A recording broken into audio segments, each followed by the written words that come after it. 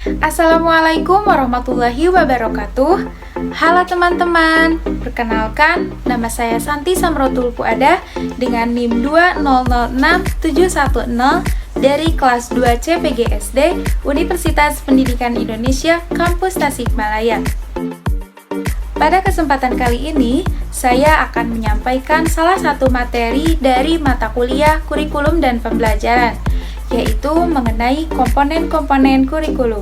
Sebelum kita membahas mengenai apa saja komponen-komponen kurikulum, kita harus mengetahui terlebih dahulu tentang definisi dari komponen kurikulum. Nah, menurut KBBI, komponen memiliki arti bagian dari keseluruhan atau unsur. Nah, komponen ini merupakan keseluruhan makna yang terdiri dari sejumlah elemen, di mana antara elemen yang satu dengan yang lainnya memiliki ciri khusus yang berbeda-beda. Sedangkan kurikulum menurut Undang-Undang Sisdiknas tahun 2003, kurikulum adalah seperangkat rencana dan pengaturan mengenai tujuan, isi, dan bahan pelajaran, serta cara yang digunakan sebagai pedoman penyelenggaraan kegiatan pembelajaran untuk mencapai tujuan pendidikan tertentu. Maka dapat disimpulkan bahwa komponen kurikulum merupakan bagian kebutuhan dan kewajiban yang terpadu dan fungsional dalam suatu sistem kurikulum, di mana komponen itu sendiri memiliki fungsi dan perannya masing-masing, serta keterkaitan komponen antara satu sama lainnya yang digunakan dalam rangka mencapai tujuan pendidikan. Nah, komponen dari kurikulum tersebut yang pertama yaitu ada tujuan, yang kedua ada materi atau isi, yang ketiga ada strategi pembelajaran, dan yang keempat ada evaluasi. Yang pertama yaitu ada tujuan. Nah, komponen tujuan ini berhubungan erat dengan arah atau hasil yang diharapkan, di mana tujuan pendidikan ini memiliki klasifikasi dari mulai tujuan yang sangat umum sampai tujuan khusus yang bersifat spesifik dan dapat diukur, yang kemudian dinamakan dengan kompetensi. Kemudian tujuan ini diklasifikasikan menjadi 4, yaitu yang pertama ada tujuan pendidikan nasional, di mana tujuan pendidikan nasional ini bersifat paling umum dan merupakan sasaran akhir yang harus dijadikan patokan atau pedoman oleh setiap usaha pendidikan.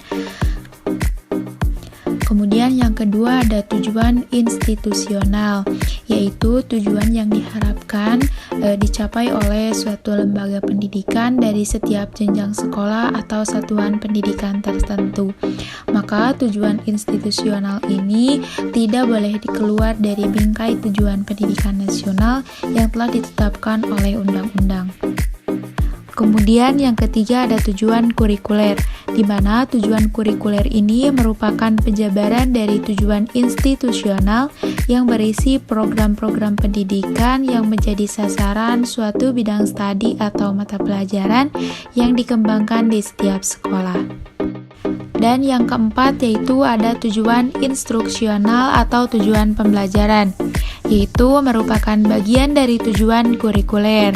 Nah, tujuan pembelajaran ini merupakan kemampuan yang harus dimiliki oleh peserta didik setelah mereka mempelajari bahasan tertentu dalam bidang studi atau mata pelajaran tertentu dalam satu kali pertemuan.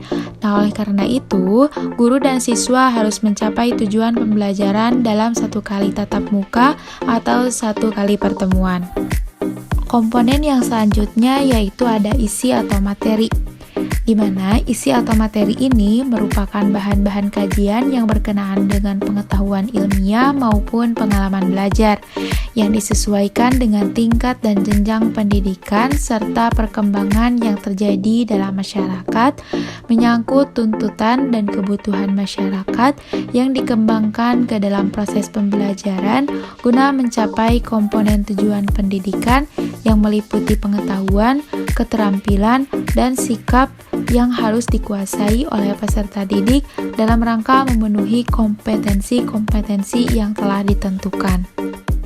Komponen yang selanjutnya yaitu komponen strategi pembelajaran, di mana strategi pembelajaran ini berkaitan dengan masalah sistem penyampaian isi kurikulum dalam rangka pencapaian tujuan yang telah dirumuskan atau berhubungan dengan implementasi kurikulum. Strategi pembelajaran merupakan pola dan urutan umum perbuatan guru dan siswa dalam mewujudkan kegiatan belajar mengajar untuk mencapai tujuan yang telah ditentukan.